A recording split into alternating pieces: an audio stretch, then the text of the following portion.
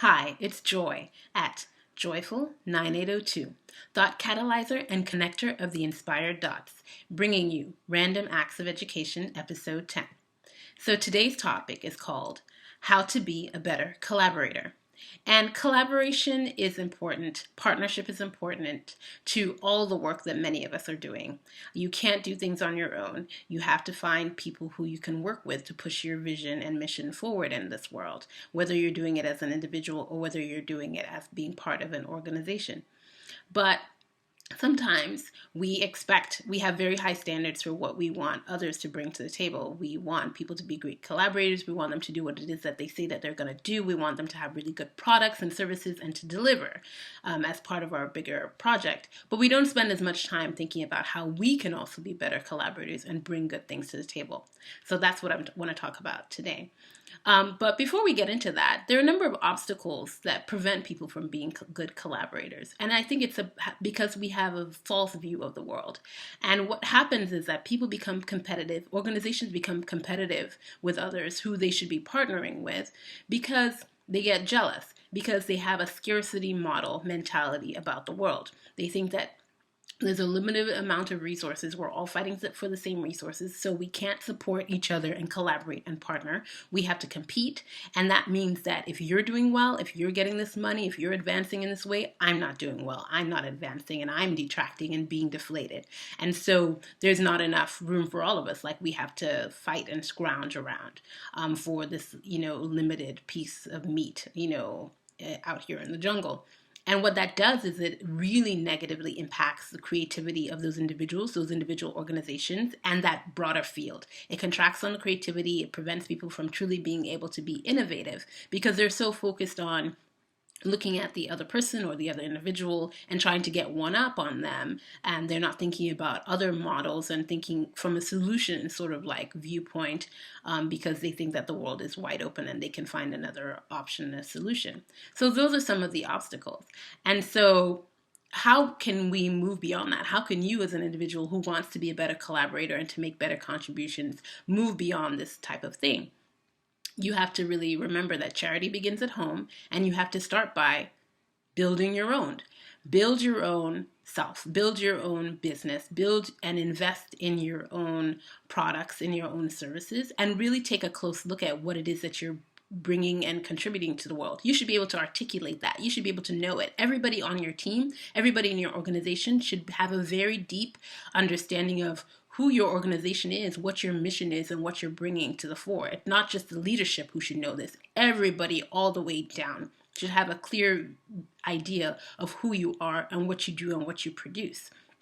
And this will help you to know your value. It'll help you to know that what we're bringing and contributing is this specific thing. We know what it is, we value it, and that's what we're going to bring to the table.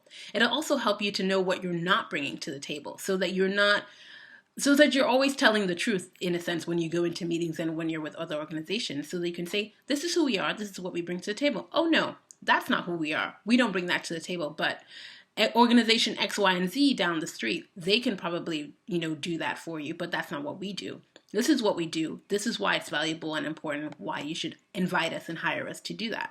And there's something that comes from having a clarity and a confidence about who you are that ups your value and makes you a better collaborator, because the people who are collaborating with you know who you are and know what they're dealing with. And you're not confused, so they're not confused. So that's the first thing. Really build your own. Invest in yourself.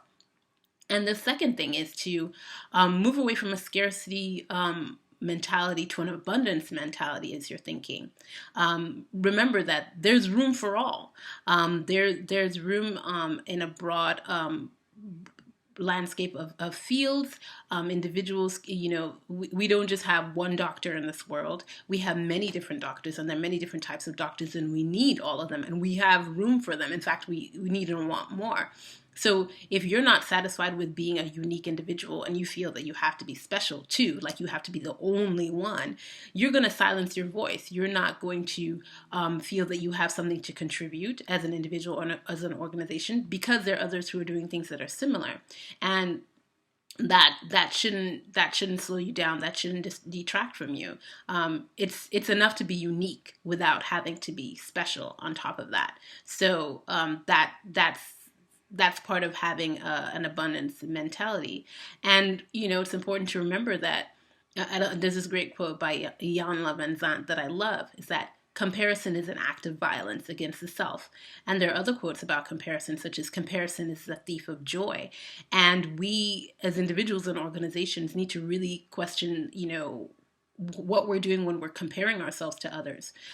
If it's making us competitive in a way that makes us think that there's, not enough for us, maybe we need to chuck that type of thinking and look to others for inspiration for our aspirations rather than for comparison. So when you see another organization or another individual doing well in an area in a field that's maybe different from yours, or even the same one that you're in, it's important to be like, it's important to use that and allow that to inspire you to broaden your own aspirations for yourself so that you can take that information back to the first point, which is building your own.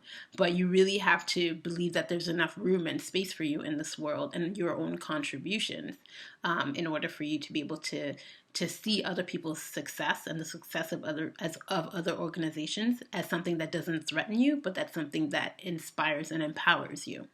And the last point and the last thing is to stay in your lane.